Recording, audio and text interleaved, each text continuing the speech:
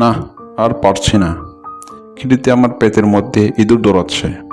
আর 7 দিন হলো শিকার করতে যাই নাই। ঘরে মজুত করা খাবারও তো সে প্রায় শেষ। যাই দেখি আজ কিছু একটা শিকার পাই কিনা। এ বলে বাঘ শিকার করতে বের হয়। শিকার করতে যাওয়ার পথে এক পাজি শিয়ালের সাথে তার দেখা হয়ে যায়।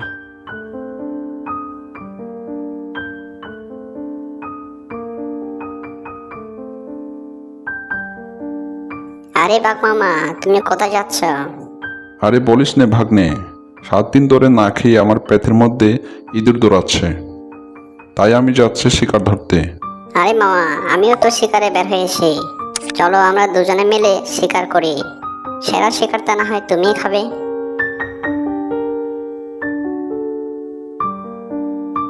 এই বলে তারা দুজনে মিলে শিকার করতে যায়। জঙ্গলে সারাদিন ঘোরাঘুরি করার পর তারা একটি হাঁস খুঁজে পায়। সারাদিন ঘোরাঘুরি করে একটি শিকার খুঁজে পেলাম, তাও আবার হাঁস। তোমায় তো আবার ডাক্তার হাঁস খেতে বারণ করেছে, তাহলে হাঁসটি আমিই খাই। আলাবার সালাবার একসাথে শিকার ধরতে যাব এবং একটা বড় শিকার ধরে তোমাকে দেব, কেমন? এ বলে শিয়াল হাঁসটি খেয়ে নিল।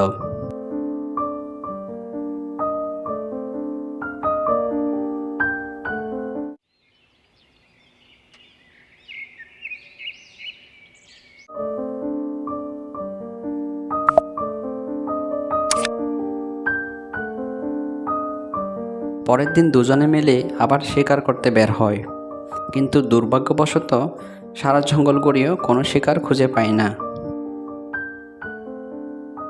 আজ আমাদের সাথে কি হচ্ছে বলো তো বাঘ মামা? কাল তোমাকে বললাম একটা বড় শিকার ধরে দেব, কিন্তু আজ তো কোনো শিকারই খুঁজে পাচ্ছি না।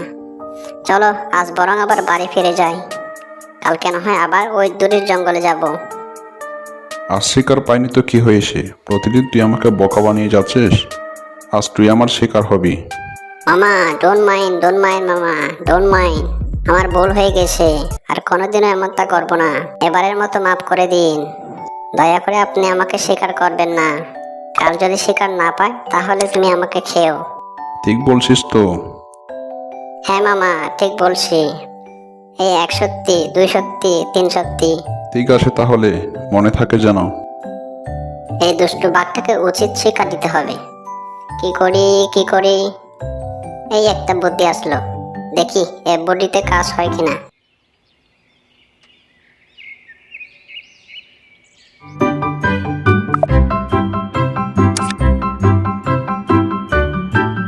মামা চলো, ওইদিকে একটা মোটা তাজা গরু ঘাস খেতে আসে।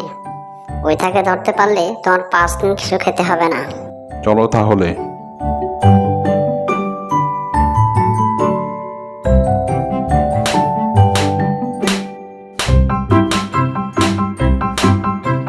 টের পাচ্ছেন তো, রাস্তার মাঝখানে না পাবেন বাইক সারানোর মেকানিক, না পাবেন গাড়ি। আমরা বাসায় ফিরবো কিভাবে? এই তুই পকর করিস না তো। এমনিতেই গাড়িতে স্টার্ট হচ্ছে না, মাথা গরম হয়ে আসে। কিছু একটা ঘটে যাবে। মনে হয় বাঘ মামা রেগে গেছে। চুপ থাকাটাই বুদ্ধিমানের কাজ হবে।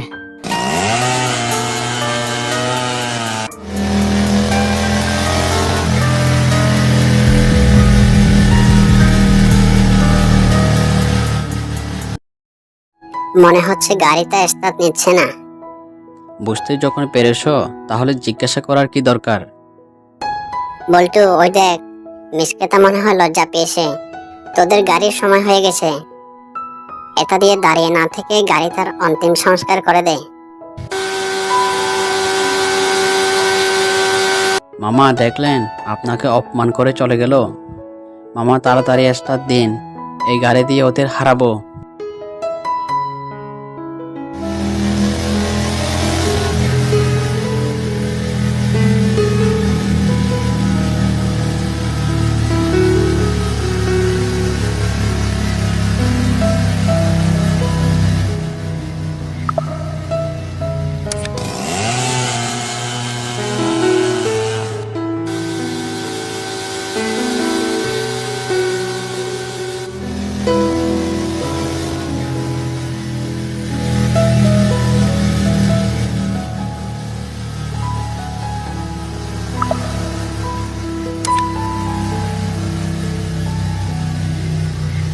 বাঘমামা, ওরা গাড়ির স্পিড বাড়িয়েছে, আপনিও আমাদের গাড়ির স্পিড বাড়ান।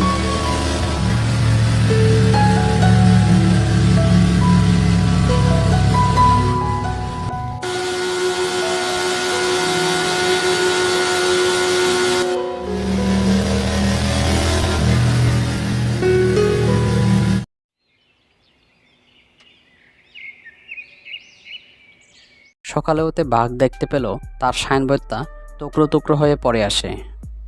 এ কি? কে করলো এ কাজ? নিশ্চয়ই এ হতচ্ছাড়া শিয়ালের কাজ। তবে রে বেতা, তোকে একবার বাঘে পায়, এমন শীত কিনে দেব না, আর রক্ষে পাবে না। শিয়াল জঙ্গল দিয়ে যাওয়ার সময় সিংহের গুহা দেখতে পেল।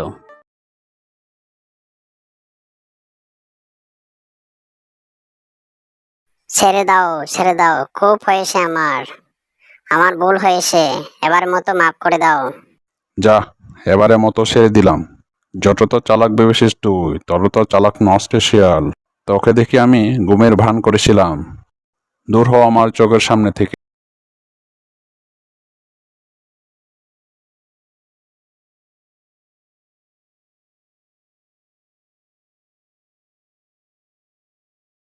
ডাক্তার মামা গো, ও ডাক্তার মামা, এবারের মতো আমাকে বাঁচান গো, পায়ের যন্ত্রণা, মরে গেলাম মনে হয়।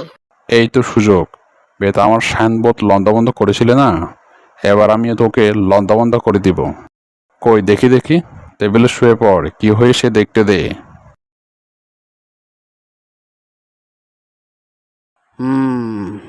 বুঝলি রে শিয়াল, পায়ে মারাত্মক ঘা হয়েছে, একটা ব্যান্ডেজ লাগবে আর একটা ইনজেকশন। ইনজেকশন? সেটা আবার কি? দেখবি দেখবি, সবুর কর। ওরে বাবা রে, এই যে সই, আমায় ছেড়ে দাও, আমি নেব না সই, আমার বেতা সেরে গেছে গো। তুই নেবি না তো তোর বাপ নেবে। জ্বালায় বেঁচে থাকতে পারছি না। তুমি তো আমার শুধু ঘাড় মটকাবে, ওইদিকে বউ তো আমার সারা শরীর পিঠা বানিয়ে খেয়ে নিল। তার চেয়ে ভালো তুমি আমাকে খেয়ে নাও, তাহলে বউয়ের যন্ত্রণা থেকে বাঁচি। এ বলে শিয়ালটি কাটতে থাকে।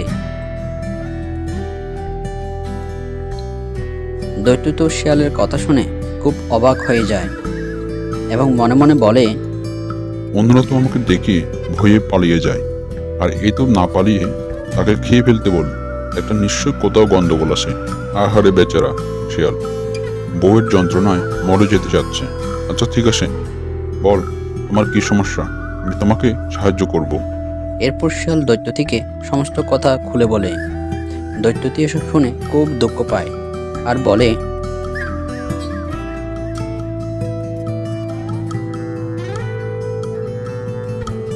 এই নাও, এই থলেতে জাদুর বীজ আছে, এটা নিয়ে বাড়ি যাও আর এটা মাটিতে ফুটে দিও, আর কালকে দেখবে কি হয়।